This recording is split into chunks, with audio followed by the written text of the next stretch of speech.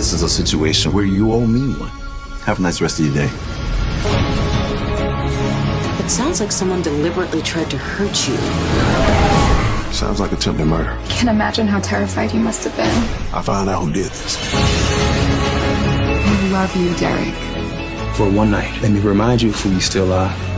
I fell in love with an inconvenient man. Now you have to deal with the inconvenient consequences. You see how that works? You couldn't possibly hurt me more than you already have. Don't try me. We got a problem. Protecting the family is our priority. Agreed. See you around the neighborhood. Beyond the Gates, new daytime series. It has been almost a year since Beyond the Gates premiered and made history as the first new daytime soap opera in more than 20 years. On Monday, January 19th, instead of airing a regular episode, the show will pause its usual storylines to celebrate how far it has come and where it is headed next. This special moment comes during Season 2, Episode 12 week, making it a meaningful pause for both longtime fans and new viewers who are just discovering the show. When Beyond the Gates first aired on February 24, 2025, no one knew what to expect. According to the show's original description, it would focus on a wealthy black family living in a Maryland suburb known for black success, power, and influence. That idea excited viewers, but it had been 25 years since a brand new daytime drama had launched. Over the past year, Beyond the Gates has built a strong fan base. From the writing and acting to the costumes and sets, viewers connected with the world of Fairmont Crest. According to CBS, the January 19th special is titled Inside Fairmont Crest. It will pull back the curtain and let fans see the show through the eyes of the actors themselves. The cast will look back on their biggest storylines from Season 1, including explosive affairs, shocking cons, and deep family secrets. This special is designed to help new viewers catch up while also giving longtime fans a chance to relive the most dramatic moments from the past year. Beyond the Gates began with a powerful opening story. Daphnee, played by Karla Mosley, was spiraling out of control and even pulled a gun after learning that her ex-husband Bill, played by Kyle Duet, was about to marry Haley, played by Mokita Goings. What made it worse was that Haley had once been friends with Daphnee and Bill's daughter, Naomi, played by Ariel Prepetty. At the same time, Martin, played by Brandon Claiborne, was hiding a serious secret from his husband, Smitty, played by Mike Manning. Meanwhile, Leslie, played by Trisha Mangrant, was planning to destroy Ted's life. Ted is played by Keith D. Robinson, and Leslie uses her daughter, Eva, played by Amber Michelle, as part of her scheme. All of these stories helped shape the emotional and dramatic heart of the show. The final episode of Beyond the Gates' sophomore season, titled The Keystone, doesn't just answer your question. It detonates a meticulously built emotional dam, flooding the narrative with consequences that will irrevocably change the show's landscape. To address the core of your query, yes, Martin's secret does come to light, and it doesn't just shake his marriage to Elena, it fractures its very foundation in a devastating, albeit nuanced, climax. However, the revelation is not a simple, soap operatic confession. It is a catastrophic, multi-stage collapse born from the season's central mythological conflict. Here is how the devastating events unfold. The catalyst, a sacrifice at the Standing Stones.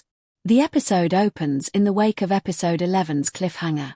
The entity known as the Watcher in the Woods has been fully awakened by the careless actions of the archaeological team from the university. To prevent it from crossing into our world through the titular gate at the Standing Stones, a locus of immense psychic energy, a ritual of binding is required. This ritual, discovered in a fragmented medieval manuscript, demands a sacrifice of truth. Not a life, but the voluntary, public relinquishing of a foundational lie held by a key participant. Gwen, the series' empathic heart, interprets the text. She understands that the ritual requires a lie so deeply woven into a person's identity that its removal alters the fabric of their reality. She looks not at Martin, but at Elena, the village's historian who has been quietly researching Martin's erratic behavior all season. "It has to be you, Elena," Gwen says, her voice trembling.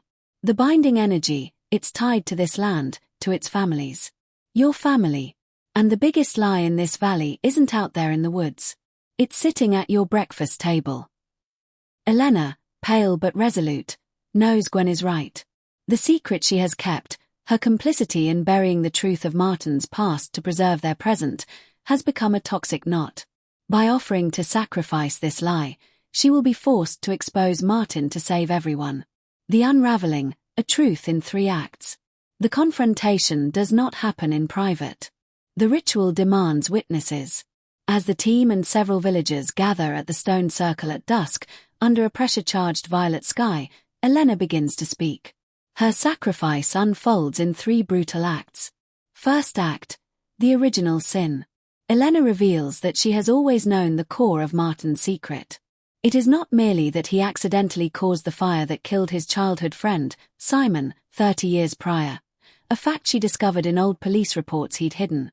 The deeper truth, which she suppressed, is that Martin saw something that night in the woods before the fire. He witnessed a spectral phenomenon, a green lady akin to the local folklore, that so terrified him he knocked over a lantern in his flight, igniting the blaze. His guilt was never just about the accident. It was about being believed a madman if he told the full story.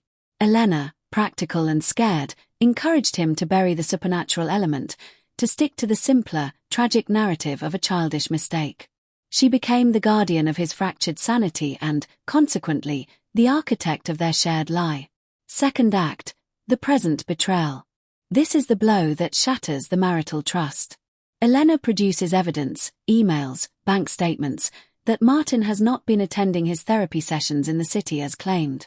Instead, he has been using the funds and time to secretly fund the research of Dr. Aries Thorne, the disgraced parapsychologist seeking to actively communicate with the Watcher. Martin believed Thorne could prove what he saw was real, vindicating him after decades of shame. Elena's voice breaks as she explains, "I covered for your absences. I told the village you were getting better. But you were digging us deeper into the very horror we're now trying to stop. You chose your obsession over our life." Third act, the unspoken truth. Here, Martin finally speaks, his silence breaking like a dam. He doesn't deny Elena's facts. Instead, he adds the horrific coda. Through his work with Thorne, he learned that the green lady he saw was not a benign spirit but a prior victim of the Watcher, a psychic echo used as bait. The Watcher, he explains, doesn't just feed on fear, it feeds on guilt. It has been subtly amplifying Martin's guilt for decades, a slow drip of psychic poison, making him its unconscious anchor in this world. It didn't want Simon, Martin sobs, collapsing to his knees. It wanted me. It made me its gateway. Our marriage, our home, it's been built on a haunted foundation. I've been haunting you. The fallout, a marriage in fragments. The reaction is immediate and visceral.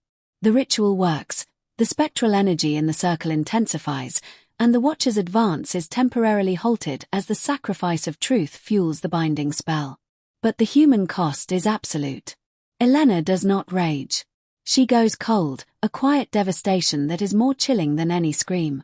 She looks at Martin not as a betrayer, but as a stranger, a man she realizes she has never truly known, a man whose core trauma she enabled and whose subsequent descent she failed to truly see. "You let me build my life on a lie," she says, her voice eerily calm. "And then you made me an accomplice. That isn't a